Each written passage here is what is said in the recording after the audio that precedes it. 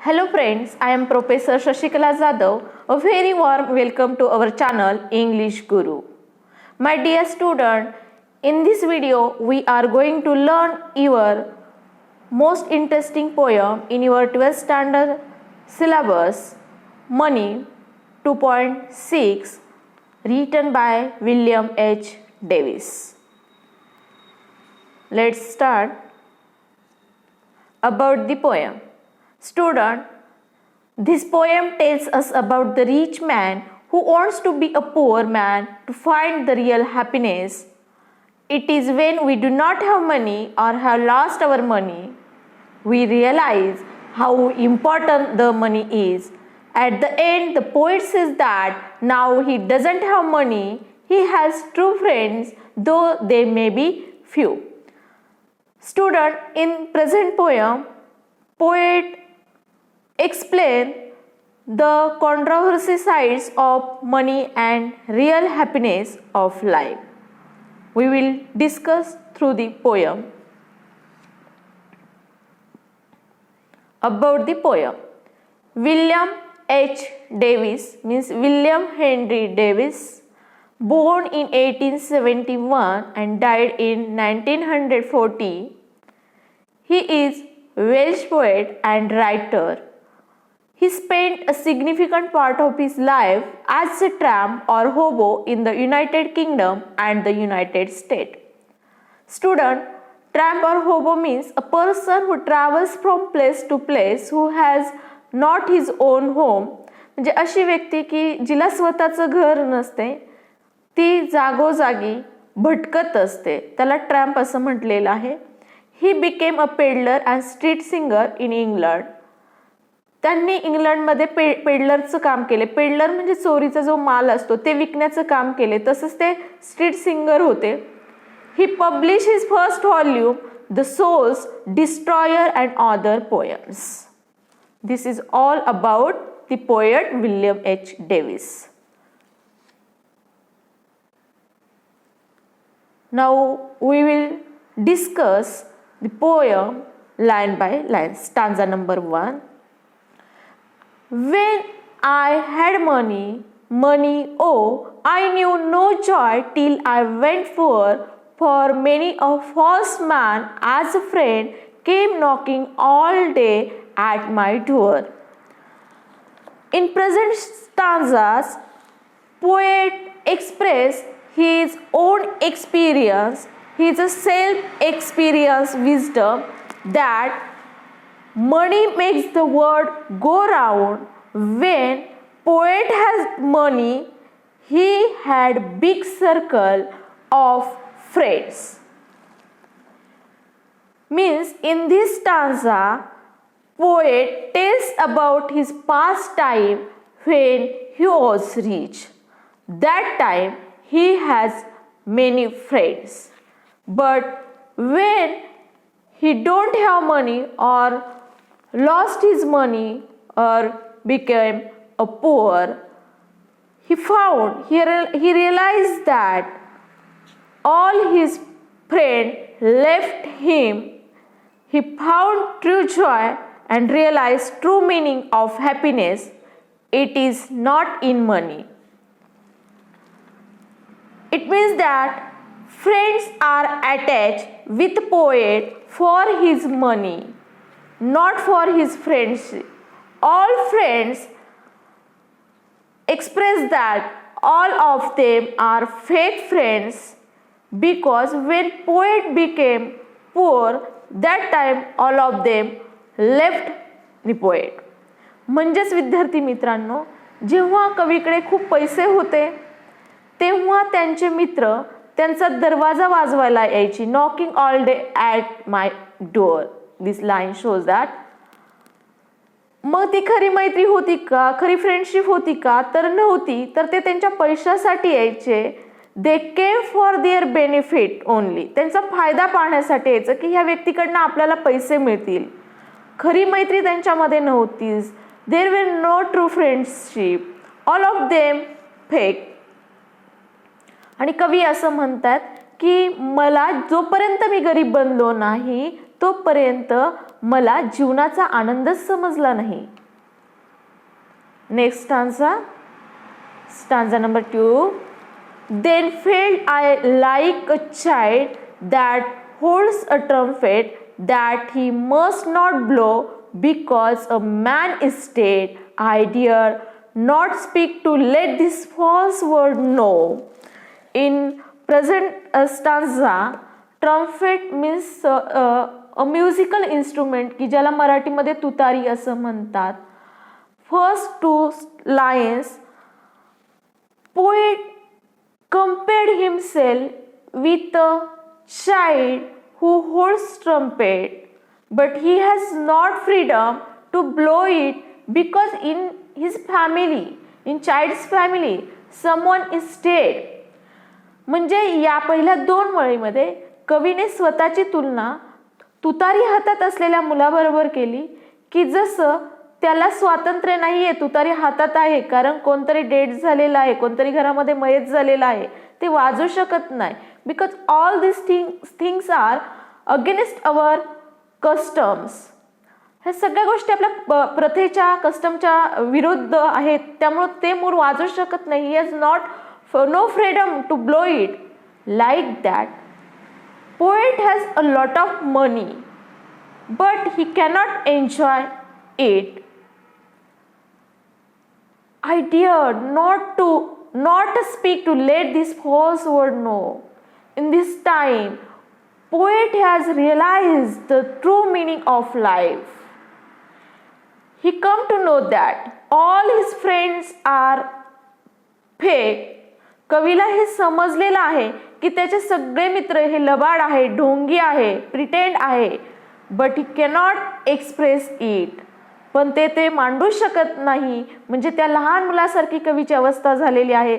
सगळं समजलंय की जग किती ढोंगी आहे, मित्र किती ढोंगी आहे. आणि म्हणून कवी असं म्हणतायत की I dare not speak to let this false word no. मला ह्या जगाची जी माहिती झाली, मला जे रिअलायझेशन झालंय, जो काही मी अनुभवलाय ते मी या ठिकाणी एक्सप्रेस करू शकत नाहीये. Means poet feels that he was unable to tell about his realization to his false friends that true joy and happiness can be experienced only when one is poor. की कवीला जो अनुभव आलेला आहे की जीवनाचा खरा आनंद हा गरिबीत आहे. जोपर्यंत आपण गरीब बनत नाही तोपर्यंत त्या जीवनाचा आनंद आपण उपभोगू शकत नाही. हे कवीला सांगायचं, हे रिअलाइज झाले पण कवी सांगू शकत नाही. He will let the people in this world realise itself true joy and real freedom. कवी हे या जगावर सोपवतो की तुम्ही स्वतः या गोष्टीचा अनुभव घ्या, स्वतः समजावून घ्या की खरा आनंद आणि खरं स्वातंत्र्य कशात आहे ते. Next stanza number 3. Much have I thought of life and seen how poor men's heart are ever light and how their voice do hum like bees about their work from morn till night. In this stanza, poet had been deep thinking about life continually. He tried so hard to get and understand the meaning of his life, and at last he realized that poor man's life is very hard, but their heart filled with happiness. Poor are happy from the bottom of their heart. They live a simple life. In this stanza, poet says that की जे गरीब माणसं आहेत ते गरीब जीवन जगतात. त्यांचं जीवन जगणं त्यांच्यासाठी खूप अवघड आहे. Because whole world go around because of money. कारण हे जग पैशाने चालतंय असं कवी म्हणतायत. त्यामुळं गरीब लोकांना त्यांचं जीवन जगणं खरंच अवघड आहे, पण त्या गरिबीतही ते आनंदी आहेत. They are enjoy their life. They enjoy their eternal happiness of life. though they are poor, but their wives do hum like bees about their work from morn till night. त्यांच्या बायका आहेत ते मधमाशीप्रमाणे, हम्स म्हणजे गुणगुणणं आणि बीज म्हणजे मधमाशी, मधमाशीप्रमाणे ते गाणं गुणगुणतायत. Though they are poor, but they are satisfied above in their poverty. जरी त्या गरीब असले तरी त्या गरिबीतही त्यांना आनंद आहे आणि ते त्यांच्या नवऱ्याचं कौतुक करताय की जे सकाळपासून मॉर्निंग टिल नाईट, सकाळपासून संध्याकाळपर्यंत कामं करतायत. हो, गरिबी आहेत, पैसे कमी पडतायत संसार चालवण्यासाठी, but they are satisfied in, तरीही त्या त्यामध्ये समाधानी आहेत. सकाळपासून संध्याकाळपर्यंत नवरा जे काही काम करतोय, मेहनत करतोय कुटुंबासाठी, त्याचं ते कौतुक करत असतात.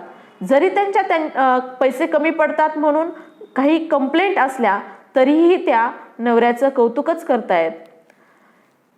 Here I mention some quotes about money. Money is not everything in life. Some believe no relationship is possible without money, but no amount of money can buy love and happiness. How true, friends, this quotation for our life. Money is not everything in life. पैसा म्हणजे जीवनात सर्व काही नाही. काही जण असं विश्वास ठेवतायत, some believe no relationship is possible without money. काहींना असं वाटतंय की जे काही नातेसंबंध आहे किंवा जे हे जग चालतंय ते पैशाशिवाय शक्य नाहीये, नातं टिकणं शक्य नाहीये. पण no amount of money can buy love and happiness. पण पैसा कितीही असला तरी तो प्रेम, खरं प्रेम, real love and happiness, eternal happiness of life हे विकत कधी घेऊ शकत नाही. विद्यार्थी मित्रांनो, next stanza number 4. So when I hear these poor ones laugh and see the rich ones coldly frown, poor man think I need not go up so much as rich men should come down. In this stanza, poet compare poor one to rich one. Poor's hearts are clear and pure. They do not chase money, wealth. On the contrary, rich are unhappy and rude. म्हणजे गरिबांचं हृदय हे पूर्णपणे शुद्ध असतं, clear असतं, pure असतं. They do not chase the money. ते पैशाचा पाठलाग करत नाही, पैशाच्या मागे धावत नाही. यावर उलट श्रीमंताची अवस्था असते की श्रीमंत ऑलवेज इन स्ट्रेस, कायम तो तणावाखाली जीवन जगत असतो, रूढ असतो, तो अनहॅपी असतो आणि जीवनामध्ये कायमच दुःखी असतो. आता या ठिकाणी कवी असं म्हणतायत की गरीब हसतोय. का हसतोय? Because he is satisfied about his life, his heart is very poor. and rich one coldly frown means he always chase the money. श्रीमंत हा कायमच संपत्तीच्या मागे धावत असतो आणि त्यामुळे poor men think I need not go up so much as rich men should come down. आणि त्यामुळं जीवनाचा जो आनंद आहे, to experience the real happiness, eternal happiness of human being, one should be become poor. In poor situation, everyone enjoy the life, everyone realize the eternal happiness of life. कारण गरिबीतच आपल्याला जीवनाचं जे अमर असं समाधान आहे, आनंद आहे, तो आपल्याला गरिबीत राहून मिळणार आहे. श्रीमंताला ते मिळणार नाही. त्यामुळं poor man should not go up means इथं गरीब माणसाला श्रीमंत होण्याची गरज नाही जीवनाचा आनंद उपभोगण्यासाठी, तर rich man should come down. श्रीमंताला गरीब व्हावं लागेल. कम डाऊन म्हणजे गरीब व्हावं लागेल. To become a poor. That time only he can enjoy the true happiness of life. Next stanza. When I had money, oh, my friends prove all untrue. But now I have no money, oh, my friends are real, though very few. By William Henry Davis. In this stanza, poet describes the central idea of the poem, that bitter truth of human relationship based on money. When the poet is a rich man and has a lot of money, his many friends were unreal. They show that they are fake only. It means that he's all sense. Now the poet is poor, no money. He has a very few friends, but they are true and real. The poet gives his own experience of life and illustrates true meaning of happiness is not in money but in real friends. Last स्टांजामध्ये कवीने कवितेची central idea सांगितलेला आहे. जीवनाचं एक कटू सत्य सांगितलेलं आहे की मानवी नातेसंबंध हे कसे पैशावर आधारित असतात. ज्यावेळेस व्यक्तीला खूप श्रीमंत असतो, खूप पैसे असतात, खूप संपत्ती असते, त्यावेळेस त्याच्या जवळ मित्रांची गर्दी होते, खूप मित्र येतात, पण ते सगळे फेक असतात, प्रिटेंड असतात, ढोंगी असतात, लबाड असतात. There were no true friendship. तिथं खरं मैत्रीचं नातं नसतंच, सगळा स्वार्थ असतो, सेल्फिशनेस असतो. आणि कवी असं म्हणतात की हे सत्य आहे पण बिटर आहे. म्हणजे कटू असलं तरी ते सत्य आहे असं कवीला या ठिकाणी सांगायचं आहे. आणि कवीला असंही सांगायचं आहे की जो हॅपीनेस आहे जीवनातला तो पैशात नाही तर खऱ्या मैत्रीत आहे. पहा, आपल्याकडे विद्यार्थी मित्रांनो म्हण आहे मराठीमध्ये की असतील शिते तर जमतील भूते. म्हणजेच आपल्याजवळ पैसे असतील तरच खूप लोक जमतात, पण त्याचा काही उपयोग नाही. ते सगळे स्वार्थी असतात. जेव्हा आपल्याला गरज लागते तेव्हा ते आपल्याजवळ थांबत सुद्धा नाही. त्यामुळे या कवितेमधून आपण हाच मेसेज घ्यायचा आहे की आपणही कोणाचा तरी चांगला मित्र बनण्याचा प्रयत्न करायचा आहे आणि गरिबीतच सुख मानायचं आहे. खऱ्या मित्राची ओळख करून घ्यायची आहे. We should realise about our friendship, who are real friends and who are fake. जे काही फेक फ्रेंड्स आहेत ते आपल्याला जीवनात कधीही धोका देऊ शकतील. त्यामुळे अशा फेक फ्रेंड आपल्याला जीवनातले ओळखता आले पाहिजे. त्यांच्यापासून 2 हात लांबच राहिलेलं बरं. या ठिकाणी I mention a quotation about the fake friends. My dear student, fake friends are like shadows, always near you at your brightest moments, but nowhere to be seen at your darkest hours.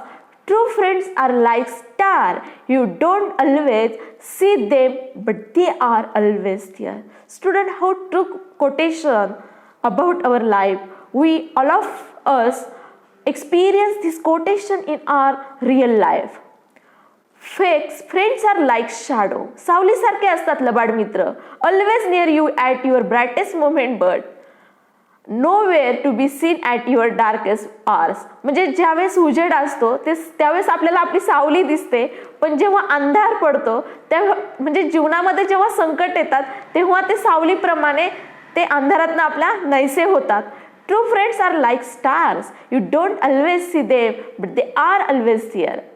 आणि खरे मित्र आहे हे चांदण्याप्रमाणे असतात. आपण त्यांना पाहू शकत नाही, पण ते कधीही आपल्या हाकेच्या अंतरावर असतात. आपल्याला जेव्हा गरज पडते आपण न बोलवता ते आपल्या जवळ येतात. So friends, the present poem shows the definition of true friendship and real happiness, eternal happiness of life which is in poorness.